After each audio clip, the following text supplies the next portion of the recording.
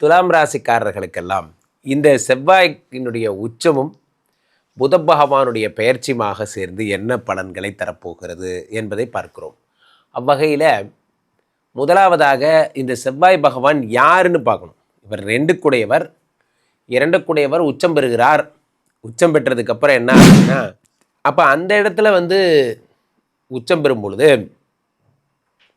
செவ்வாயினுடைய பரிபூர்ண ஆற்றல் என்பது கிடைக்கிறது. செவ்வாய் மட்டுமா உச்சமாகிறார், 9 புத பகவானும் சேர்ந்து இல்லை போகிறார்.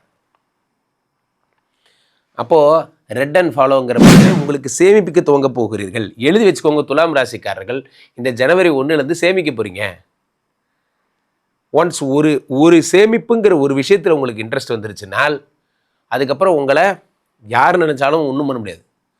நண்பர்களே, என் அனுபவத்தில் நான் சொல்லுகிறேன், உலகத்தினுடைய மிக உயர்ந்த விஷயம் சீட்டு போடாதீங்க. தயவுசெய்து தீபாவளி ஃபண்டு போடாதீங்க. தயவுசெய்து இந்த கூத்துலலாம் போய் மாட்டிக்காதீங்க. இன்றைக்கி நிறைய பேர் பண்ணுறது என்னென்னா, சிட் ஃபண்டில் போட்டேன் சார், சீட்டு போட்டேன் சார், எங்கள் பக்கத்து தெருவில் பிடிக்கிறாங்க சார், மகளிர் குளிக்காசு கட்டுறேன் சார். நண்பர்களே, இதெல்லாம் பண்ணாதீங்க. பேங்க்லேயே எல்லாத்துக்கும் ஆப்ஷன் இருக்குது, பேங்க்லேயே பண்ணிவிடுங்க.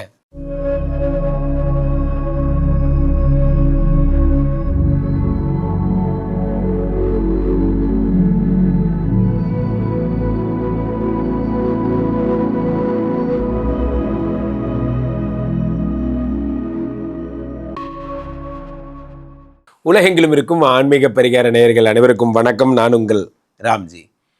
துலாம் ராசிக்காரர்களுக்கெல்லாம் இந்த செவ்வாயினுடைய உச்சமும் புத பகவானுடைய பெயர்ச்சியுமாக சேர்ந்து என்ன பலன்களை தரப்போகிறது என்பதை பார்க்கிறோம்.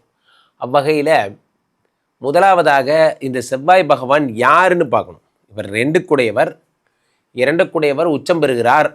உச்சம் பெற்றதுக்கப்புறம் என்ன ஆகுதுன்னா, இந்த 2 செவ்வாய் உச்சம் பெற்று 4ஆம் இடத்துல தனாதிபதி உச்சம். வாழ்க்கையிலே நண்பர்களே, சில விஷயங்களுக்கு மாற்று கேள்வி என்பதே இல்லை. சில விஷயங்களுக்கு மாற்று கேள்விங்கிறதே கிடையாது. இந்த செவ்வாய் பகவான் உச்சம் அப்படின்னாலே அவ்வளோதான், முடிஞ்சு போச்சு, எல்லாமே கிடச்சிரும். காரணம் என்னென்னா, அவர் தனாதிபதி. பணம் ஒரு இடத்தில் நிறைந்து வந்து விட்டது என்றால் மற்றவையெல்லாம் தன்னால் குறைந்து விடுகிறது. பெயின், கஷ்டம், வியாதி, வறுமை. When money flow comes, then the regular pains will be reduced. எதெல்லாம் அன்றாட பிரச்சனைகளாக நீங்கள் கருதி கொண்டிருந்தீர்களோ அவை எல்லாமே தீர்ந்து விட போகிறது. 2 4ஆம் இடத்தில் உச்சம் பெறுகிறார். தனாதிபதி உயர்கல்வி, உயர் பதவி அப்படிங்கிற இடத்துக்கு போகிறார். 4ஆம் இடம் என்பது உயர்கல்வி, உயர் பதவி மட்டுமல்ல, 4ஆம் இடம் என்பது கௌரவம், மகிழ்ச்சி, இதெல்லாம். அப்போ அந்த இடத்துல உச்சம் பெறும் பொழுது செவ்வாயினுடைய பரிபூர்ண ஆற்றல் என்பது கிடைக்கிறது. செவ்வாய் மட்டுமா உச்சமாகிறார், 9 புத பகவானும் சேர்ந்து இல்லை போகிறார். அப்போது ரெட் அண்ட் ஃபாலோங்கிற மாதிரி தான்.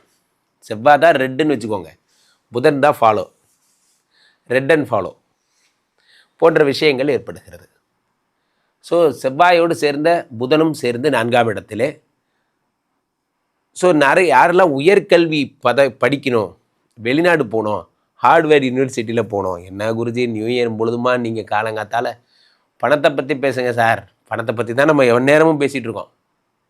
ஆன்மீக பரிகாரம் சேனலில் நம்ம பணத்தை பற்றி பேசாத ஒரு நாள்னு ஒன்று இருக்கா சார்? காலைல நான் எந்திரிச்சோன்னே எத்தனை பேர் நான் சொல்கிறத கேட்குறீங்கன்னு தெரில.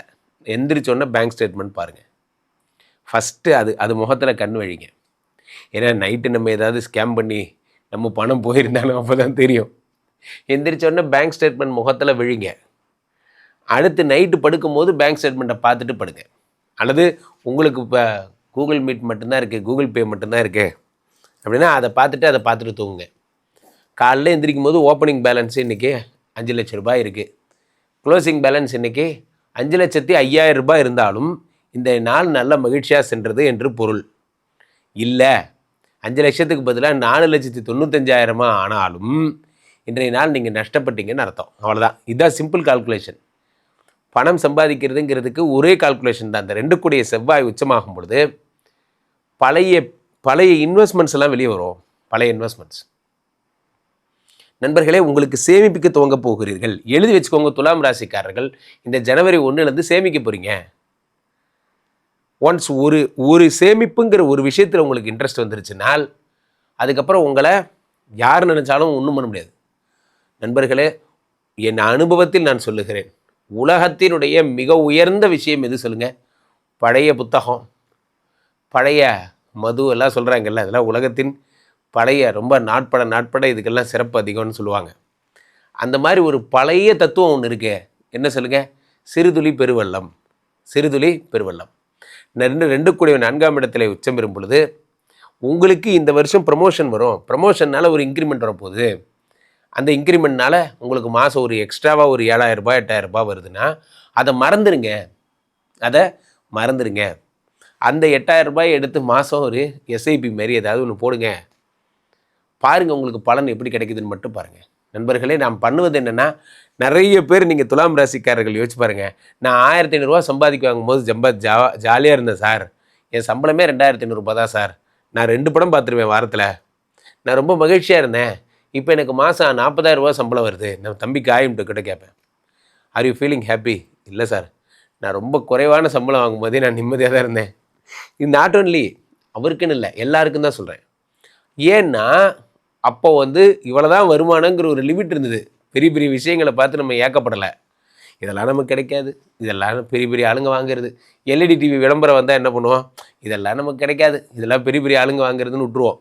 ஆனால் இப்போது எதாக இருந்தாலும் போய் மோதி பார்க்குறது, எல்இடி டிவி வாங்குறது, எதெல்லாம் பெரிய பெரிய விஷயங்களோ அது எல்லாத்தையும் போய் வாங்குறது. ஆப்பிள் கம்ப்யூட்டர் வாங்குறது. அப்போது நம்மளே தான் செலவு பண்ணிக்கிறோம். பிரச்சனை என்னன்னு பார்த்தீங்கன்னா, நாம் இன்னும் அந்த லெவலுக்கு வளரலை. ஆனால் வளர்ந்ததான் நம்ம என்ன பண்ணுறோம் நினச்சிக்கிறோம். 2 இடத்தில் இருக்கும் பொழுது இது போன்ற சேமிப்பு ஐடியாஸ்லாம் கிடைக்கும். தயவுசெய்து என்னுடைய ஃபாலோவர்ஸ்க்கெல்லாம் ஒன்று சொல்கிறேன், தயவுசெய்து சீட்டு போடாதீங்க, தயவுசெய்து தீபாவளி ஃபண்டு போடாதீங்க, தயவுசெய்து இந்த கூத்துலலாம் போய் மாட்டிக்காதீங்க. இன்றைக்கி நிறைய பேர் பண்ணுறது என்னென்னா, சிட் ஃபண்டில் போட்டேன் சார், சீட்டு போட்டேன் சார், எங்கள் பக்கத்து தெருவில் பிடிக்கிறாங்க சார், மகளிர் குளிக்காசு கட்டுறேன் சார். நண்பர்களே, இதெல்லாம் பண்ணாதீங்க. பேங்க்லேயே எல்லாத்துக்கும் ஆப்ஷன் இருக்குது, பேங்க்லேயே பண்ணிவிடுங்க. Don't try for cheap peoples, don't believe cheap peoples. ஒரு காலத்தில் தூக்கிட்டு ஓடி போயிட்டேன்னா அது பின்னாடி நம்ம துரத்துக்கிட்டு நம்ம வாழ்க்கையை இழந்துடுறோம். 2 இடத்தில் உச்சம் பெறும் பொழுது இன்று ஒரு தீர்மானம் எடுங்கள். இந்த புத்தாண்டு பிறக்கின்ற நாளை 31ஆம் தேதி, இந்த 1ஆம் தேதியிலேருந்து இனிமே பாடுறா நான் எப்படி சேவிங்ஸ் பண்ணுறேன்னு மட்டும் பாரு என்று நினையுங்கள். ஆனால் இது சொல்லும்போது, ஆமாம் குருஜி நான் கூட இப்படி தான் நினைப்பேன், ஆனால் நான் எங்கே சேவிங் பண்ணுற மூடே வர மாட்டேங்குது. அதுக்கு ஒரு மூடெலாம் வர வேணாம். நீங்கள் டெய்லி அந்த பணம் இல்லைன்னு நினச்சிக்கிட்டு நீங்கள் ஒர்க் பண்ணிகிட்டே இருந்தீங்கன்னா ஒரு 5 வருஷம் கழித்து திரும்பி பார்த்தீங்கன்னா ஒரு பெரிய சாம்ராஜ்யத்தை நீங்கள் சேர்த்து வச்சுருப்பீங்க. அதான் உண்மை. ஆக 2 கூடையவன் இப்படிலாம் உச்சம் பெறுகிறான். அடுத்ததாக 2வது விஷயம், இந்த 2 கூடையவன் உச்சம் பெற்றதைப் போலவே இந்த செவ்வாய் பகவான் உச்சம் பெற்றதைப் போல புத பகவான் 9 கூடையவனும் இருப்பதால் பேரதிர்ஷ்டங்களால் பணம் வரும் என்று சொல்லுகிறது. பேரதிர்ஷ்டம்னா என்ன? திடீர்னு சில பேருக்கு லாட்ரி ஓகே ஆகிறது போன்ற விஷயங்களால் கூட பணம் வரும். அதிர்ஷ்டத்தினால் வரக்கூடிய பணங்கள், ஷேர் மார்க்கெட்டு, இந்த இன்ட்ரோடே, கமோடிட்டி எல்லாம் சொல்கிறாங்கல்ல, அதெல்லாம் வரும். அப்போ இந்த புத்தாண்டு துவங்கிய இந்த முதல் மாதத்திலே நீங்கள் செய்ய வேண்டியது, உங்களுடைய சிந்தனைகளை குவிக்க வேண்டியது ஒரு விஷயத்தில்தான். அதுதான் சேமிப்பு. அந்த சேமிப்பு இருந்தால் வாழ்க்கையில் என்ன வேணால் பண்ணலாம். கீழே பெற்றிருக்க இந்த 2 நம்பரை கூப்பிடுங்க. உங்களுடைய சொந்த ஜாதகத்தை பார்த்து கொள்ளுங்கள். உலக புகழ் வாய்ந்த நமது விஸ்வரூப விஷ்ணுமாயா எழுந்தரில் இருக்கக்கூடிய புனிதமான இந்த ஸ்ரீமடத்திலே தினசரி நடக்கின்ற விஷ்ணுமாயா ஹோமங்களில் கலந்து கொள்ளுங்கள். மீண்டும் ஒரு நல்ல பதிவில் சந்திப்போம். நன்றி, வணக்கம். இங்கே ஸ்தாபிதம் செய்யப்படுகிறார் விஷ்ணுமாயா. அது தமிழ்நாட்டில் இங்கே போரூர் கார்டன் ஃபேஸ்டிவலில் ஸ்ரீமடத்தில் மட்டும்தான் இருக்கிறது.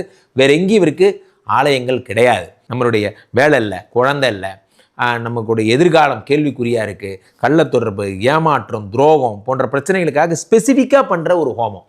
இந்த ஹோமம் 48 நாள் தினமும் பண்ணுறோம். இப்போ நீங்கள் புக் பண்ணுறீங்கன்னா இன்னிலேருந்து 48 நாள் இந்த ஹோமம் பண்ணி உங்களுக்கு அந்த பிரச்சனைகளை சேலஞ்சிங்காக சரி பண்ணி தரோம். ஸோ விஷ்ணுமாயா சாத்தனுடைய ஆலயத்திற்கு நீங்கள் வாருங்கள், இந்த ஸ்ரீமடத்திற்கு வாருங்கள், வந்து இந்த ஹோமத்தில் கலந்து கொள்ளுங்கள். இதை பற்றி தரவுகள் கீழே போயிட்டு இருக்க நம்பரை கேட்டு தெரிஞ்சு புக் பண்ணிக்கிட்டு இந்த ஹோமத்தில் நீங்களும் பங்கெடுக்கலாம்.